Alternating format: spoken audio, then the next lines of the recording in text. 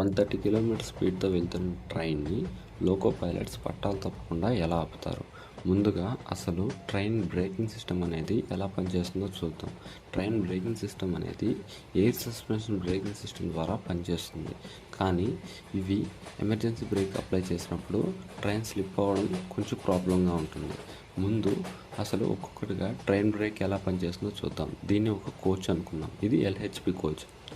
ఇందులో 2 బోగీలు ఉంటాయి, bogie 1, bogie 2. వీటికి బ్రేక్ సస్పెన్షన్ అనేది అటాచ్ చేయబడి ఉంటుంది. కానీ వీటికి ఎయిర్ ఎక్కడి నుంచి వస్తుంది?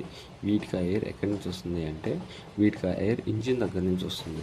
ఈ ఇంజిన్లో ఒక ఎయిర్ మోటార్ అనేది ఉంటుంది. ఎయిర్ బ్రేక్స్, ఎయిర్ సస్పెన్షన్, బాత్రూమ్కి, హార్న్కి అది సప్లై చేస్తుంది.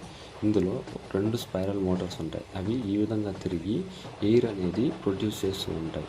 ఈ ఎయిర్ అనేది మొత్తం ట్రైన్కి ఈక్వల్గా వెళ్తుంది.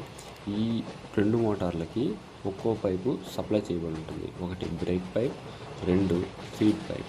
ఈ 2 పైపుల్ని ట్రైన్కి ఇంజిన్ అటాచ్ చేసేటప్పుడే ఫస్టే ఇవి 2 పైపులను కూడా అటాచ్ చేసేస్తారు. సో ఇవి 2 బ్రేక్ గ్యాస్ని బోగీలకి సప్లై చేస్తూ ఉంటాయి.